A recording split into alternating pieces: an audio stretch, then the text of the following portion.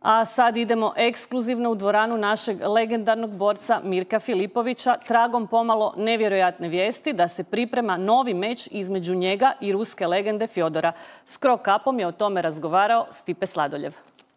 Dugih 20 godina prošlo je od po mnogima najveće teškaške borbe u povijesti slobodne borbe između Mirka Filipovića i Fjodora Jemeljanenka. 20 godina kasnije sve više se govori o novom meču između ove dvije legende. Pa Mirko, koliko u tome ima istine? Dobro večer, pozdrav svim gledateljima Nove TV. Pa evo, da budem iskren, ja sam se iznadio Fedorovom objavom prije 2 dana. Bilo je razgovora o našem uzvratu prije otprilike godinu dana. Njegovi predstavnici su javili, stupili u kontakt sa Orsatom Zovkom, mojim iznad svega prijateljem i čovjekom koji je mene 1999. godine vratio u Japan. I izrazili su želju da odradim jedan egzibicijski boksački meč. Boksački, dakle? Isključivo boksački, da.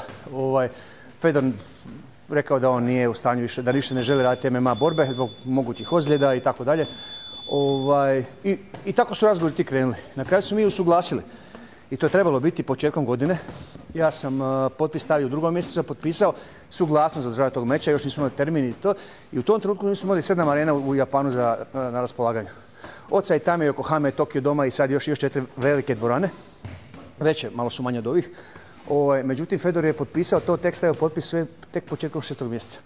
I tu je priča utihnula jer smo izgubili sve arene. I sad prva arena je sad u Tokiju, u Japanu, dostupna tek u 8. mjesecu iduće godine. Dakle, borba je zapravo pred vratima, samo je pitanje gdje i kad se bude znalo gdje, dogodit će se. Pa mislim, nismo mi razgovarali o konkretnim uvjetima, ništa, ni kad, ni gdje, ni... Eto, jedino on izražio želio da odradi meč po boksačkim pravilima. Ako je to tako, on je zaista istinska legenda, jedna od najvećih, ako ne najveća MMA borbe.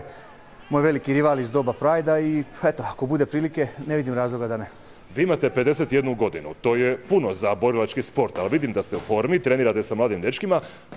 Koliko ste u formi? Evo, pratit ću od mog prekida, odmorio sam se svega par mjeseci nakon onoga izljeva krvi u mozak svema ili moždanog, jel, kako bi rekao. Nakon toga sam vratio se treninzima, evo, ja sam glavni sparing tu i Mateju i ovim dečkima. Kad radi, ja to volim, to je moj život i guštam u tome. Evo, večeras ćemo raditi iznimno jak trening. Iznimno jake treninge radimo, od kondicije do svega ostalog, da. Ja vjerujem da uživate, ali koliko smijete s obzirom na to zdravstveno stanje koje ste imali prije 6,5 godina? Ja idem 2 puta godišnje na redovne kontrole. Prije, negdje u 1. mjesecu, prije kad su te razgovori se ti zahuktali za taj meč, ja sam otišao napravio opet kontrolni magnet koji je pokazao da mi je zdravlje u savršenom stanju. Opet sam ga radio prije nekih 20-ak dana. Isto je to sve, čak sam radio i kontraste da se vidi sve jel to sve u redu, protočnost vena, tako, stanje mozga. Gledajte, borilački kontaktni, nijedan profesionalni sport nije zdrav. A pogotovo ne kontaktni borilački sport. Je li to zdravo? Pa naravno da nije. I sad ovo što mi malo radili, to su to lagani udarci. Svaki lagani udarac u glavu je neka trauma za mozak.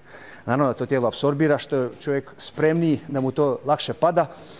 I to je tako, da. Nema tu sad garancije 100%. Ali da sam ja zdrav, da ja to mogu, moje tijelo se oporavilo, rane su zacijelile i jedan egzibicijski meč sasvim sigurno mogu raditi bez problema. Kad ste vi imali 30 godina, jeste li voljeli gledati veterane koji se vraćaju u ring?